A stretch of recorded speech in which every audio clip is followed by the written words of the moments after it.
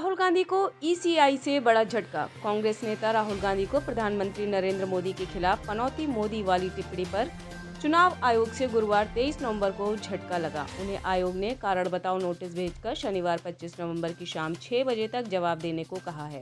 BJP ने बुधवार 22 नवंबर को कांग्रेस के पूर्व अध्यक्ष राहुल गांधी के खिलाफ चुनाव आयोग में शिकायत कर कार्रवाई की मांग की थी। पार्टी महासचिव राधा मोहन दास अग्रवाल और एक अन्य पदाधिकारी ओम पाठक सहित प्रतिनिधिमंडल में शामिल अन्य नेताओं ने राहुल गांधी के बयान को अपमानजनक करार दिया था। जम्मू कश्मीर में एक और जवान हुआ शहीद। जम्मू कश्मीर के राजौरी में सुरक्षा बलों और आतंकियों के बीच हो रही मुठभेड़ में एक और जवान शहीद गुरुवार 23 नवंबर को शहीद हो गए। ऐसे में अब तक 2 अफसर और 3 जवानों की जान जा चुकी है। वहीं सुरक्षा बलों ने 2 आतंकियों को मार गिराया है। मरसाल के वाजीमाल इलाके में रात भर के विराम के बाद आज सुबह गोलीबारी फिर से शुरू हो गई थी। रात भर में अतिरिक्त सुरक्षा बलों की मदद से इलाके की घेराबंदी कर दी गई ताकि यह सुनिश्चित किया जा सके कि आतंकी घने जंगली इलाके की ओर न भाग सके। सुप्रीम कोर्ट की पहली महिला जज का हुआ निधन। सुप्रीम कोर्ट की पहली महिला जज और तमिलनाडु की पूर्व राज्यपाल फातिमा बीवी का गुरुवार 23 नवंबर को 96 साल की उम्र में निधन हो गया। आधिकारिक सूत्रों ने यह जानकारी दी। न्यूज एजेंसी पीटीआई ने आधिकारिक सूत्र के हवाले से बताया कि न्यायमूर्ति बीवी को बढ़ती उम्र संबंधी बीमारियों के कारण कुछ दिन पहले अस्पताल में भर्ती कराया गया था और आज लगभग 12:15 बजे के करीब उनका निधन हो गया। सूत्र ने कहा उनका शव पतनमतिट्टा में स्थित उनके आवास वापस लाया जा रहा है। पतनमतिट्टा जुमा मस्जिद में कल 24 नवंबर को आखिरी रस्म पूरी की जाएगी। दिल्ली में जारी रहेगा ग्रैब 3। देश की राजधानी दिल्ली में बेकाबू वायु प्रदूषण को लेकर केजरीवाल सरकार में पर्यावरण मंत्री गोपाल राय ने गुरुवार को बड़ा बयान दिया है। गोपाल राय के मुताबिक पिछले कुछ दिनों से हवा की गति कम हो है। मौसम वैज्ञानिकों का मानना है कि 2 से 3 दिनों बाद एक्यूआई में सुधार हो सकता है। इस बात को ध्यान में रखते हुए दिल्ली सरकार ने फैसला लिया कि जब तक हवा की गुणवत्ता में स्थायी रूप से सुधार नहीं होता तब तक दिल्ली में रैप 3 जारी रहेगा।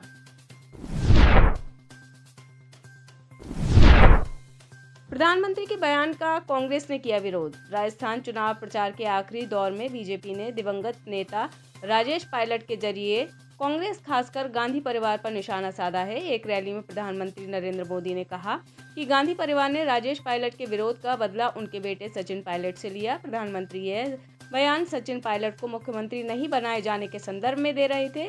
2018 में जब राजस्थान की सत्ता में कांग्रेस आई तो सचिन पायलट मुख्यमंत्री के प्रबल दावेदार माने जा रहे थे, लेकिन सीएम की कुर्सी गांधी परिवार के भरोसेमंद अशोक गहलोत को मिली। प्रधानमंत्री का बयान का कांग्रेस ने जोरदार विरोध किया है। खुद सचिन पायलट ने गांधी परिवार से तनातनी की खबरों को खारिज किया है। जूनियर पायलट ने कहा कि मेरे बारे में प्रधानमंत्री को चिंता करने की जरूरत नहीं है।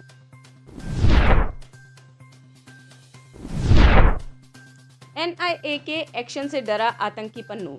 सिख फॉर जस्टिस के सरगना आतंकी गुरपतवंत सिंह पन्नू के सुर बदले हुए नजर आ रहे हैं। राष्ट्रीय जांच एजेंसी के कड़े एक्शन के बाद आतंकी पन्नू ने अब एक और वीडियो जारी की है। इस वीडियो में पन्नू की तरफ से कहा गया है कि मेरा वीडियो संदेश एयर इंडिया के बहिष्कार का है। मैंने एयर इंडिया में बमबारी की बात नहीं कही है। आपको बता दें कि 19 नवंबर को आतंकी पन्नू ने एक वीडियो जारी कर एयर इंडिया एयरलाइंस की उड़ान को बंद करने की धमकी दी थी, जिसके बाद दिल्ली और पंजाब के एयरपोर्ट पर सुरक्षा कड़ी की गई थी। वीडियो में पन्नू ने एयर इंडिया के विमानों को बम से उड़ाने की धमकी दी थी।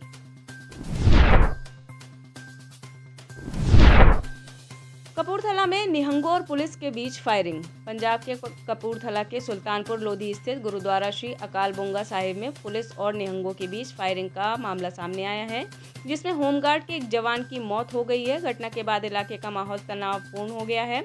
वहीं हंगामे के बाद भारी पुलिस बल के साथ साथ आला अधिकारी भी मौके पर पहुंचे। दरअसल गुरुद्वारे पर कब्जे को लेकर 2 गुटों में लंबे समय से विवाद चल रहा है, जिसको लेकर बुधवार रात को 10 निहंगों को गिरफ्तार किया गया था। इससे निहंग भड़क उठे और पुलिस पर गोलियां चला दी। दुर्ग में बड़ा नशे का कारोबार। छत्तीसगढ़ में विधानसभा चुनाव खत्म होने के बाद छत्तीसगढ़ के वीआईपी जिला दुर्ग में एक बार फिर नशे के सौदागर अपना अवैध कारोबार करना फिर से शुरू कर दिया है, लेकिन दुर्ग पुलिस भी अलर्ट मोड पर है और लगातार नशे के सौदागरों पर कार्रवाई कर रही है। इसी क्रम में गांजा की तस्करी करने वाले एक तस्कर को दुर्ग पुलिस ने गिरफ्तार किया है। यह तस्कर गांजा बेचने के लिए ग्राहक की तलाश कर रहा था। इसी दौरान पुलिस ने इसे धर दबोचा। आईईडी की चपेट में आने से सीआरपीएफ जवान घायल। झारखंड के पश्चिम सिंहभूम जिले के जंगल में एक आईईडी में ब्लास्ट से केंद्रीय रिजर्व पुलिस बल का एक जवान घायल हो गया। यह घटना नक्सलियों के खिलाफ अभियान के दौरान गुरुवार को हुई। यह जानकारी पुलिस ने दी है। पुलिस ने एक बयान में बताया कि प्रतिबंधित भारतीय कम्युनिस्ट पार्टी ने मुफस्सिल में हेसाबंद गांव के निकट जंगल में ये आईईडी लगाया था। सीएम हेमंत सोरेन ने घटना पर दुख जताया है। शून्य से नीचे लुढ़का कश्मीर घाटी में पारा। कश्मीर घाटी में बीते 2-3 दिनों से तापमान शून्य से नीचे दर्ज किया जा रहा है। मौसम की प्रतिकूल परिस्थितियों को देखते हुए अब प्रशासन स्कूलों में शीतकालीन छुट्टी का ऐलान करने पर गंभीरता से विचार कर रहा है। यह जानकारी एक वरिष्ठ अधिकारी ने बुधवार को दी। उन्होंने बताया कि शीतकालीन छुट्टियों को लेकर प्रशासन को एक प्रस्ताव भेजा गया है।